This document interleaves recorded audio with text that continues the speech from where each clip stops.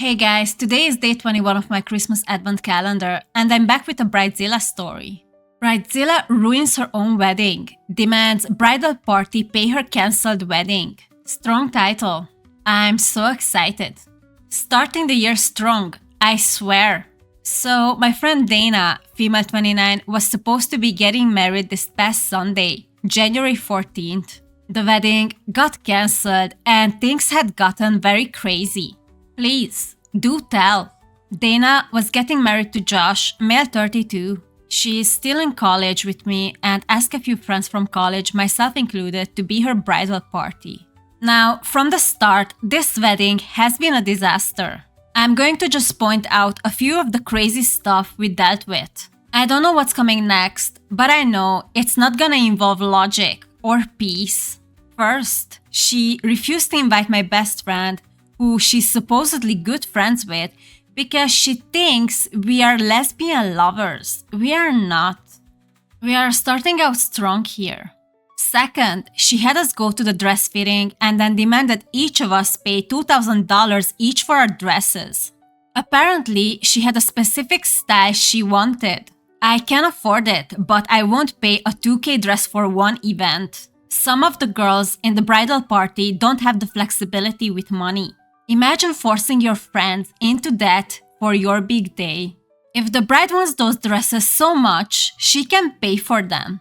Third, apparently Josh couldn't invite any single females that were not blood relatives of him, so if he had any female friends, they were exed. I bet she made him unfollow his own mom just to be safe. Fourth, one of the girls in the bridal party doesn't drink because of her religion. Dana accused her of being pregnant in front of her parents and almost got her kicked out of her house.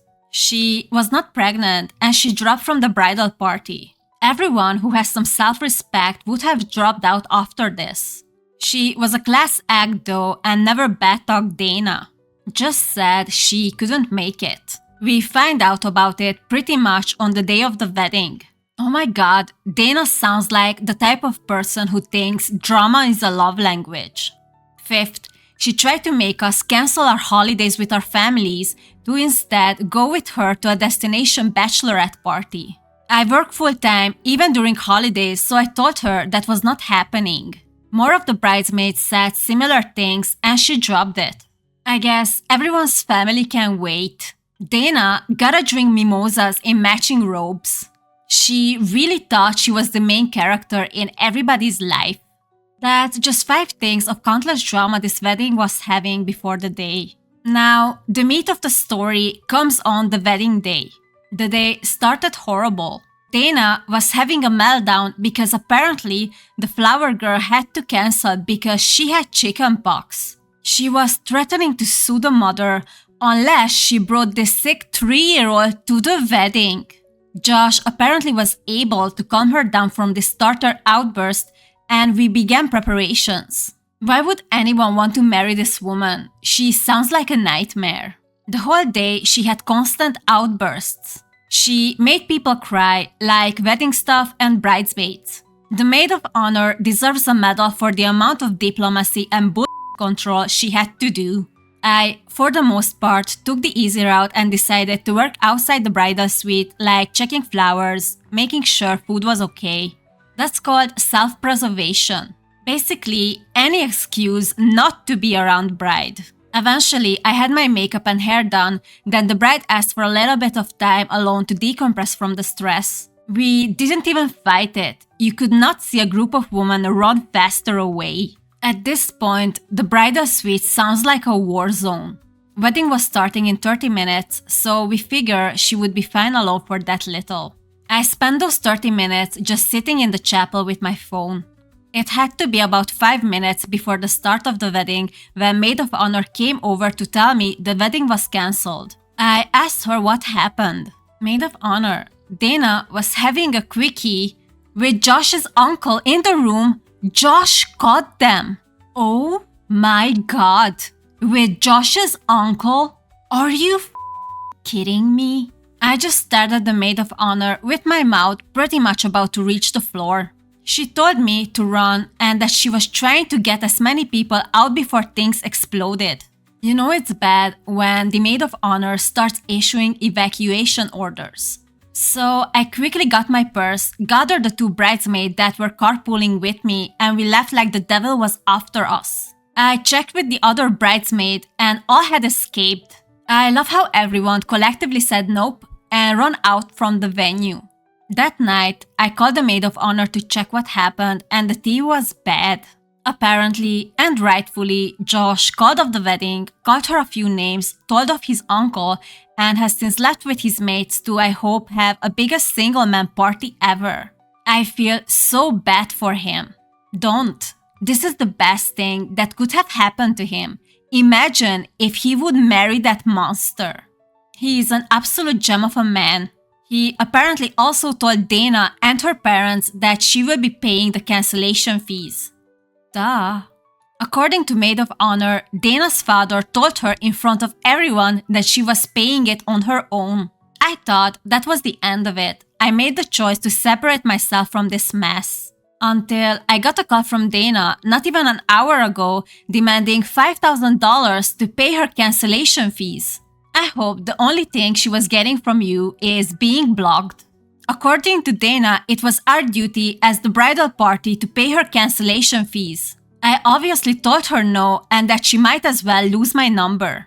I am never speaking to this woman again. This has been pretty much the reaction of all bridesmaids and the maid of honor. By the way, maid of honor, Josh's older sister. There's one of those stories when you realize that some people doesn't want to get married, they just want a wedding. Dana managed to make everyone walk on eggshells and yet she blew up her own life. But at least Josh's life wasn't ruined because of marrying this woman. Thankfully, after all this, we have an update, so let's get into it.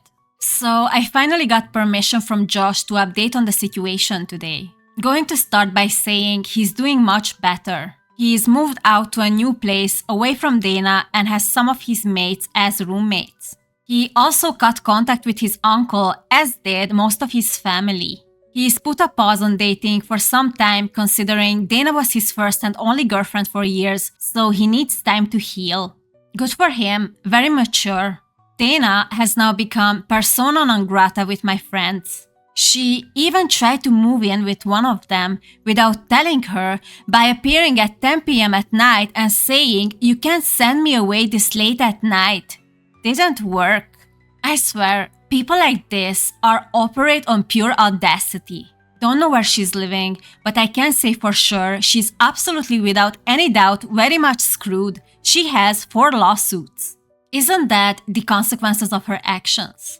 One from Josh for obvious reasons, one from his sister for the dresses she bought, one from the bridesmaid she accused of being pregnant, and one from Josh's uncle since apparently Dana used his credit card. She apparently moved with him after the failed wedding.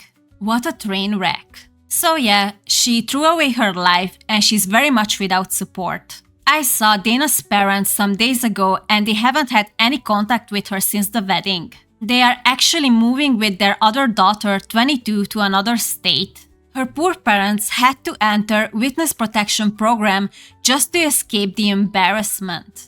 As for Josh's sister, we've been hanging out for a while. She actually became super tight with my friends and I. We are even planning a trip sometime next year with her and her 7-year-old to Disney. And yes, we've all agreed to divide the babysitting. We offered, she didn't press us to do so. And that's how you turn chaos into core memories. I love how you guys turned this around and made a new bestie. Let's see some of the comments. I'm so curious. Oh my, I like the description of how the bridesmaids made a quick escape.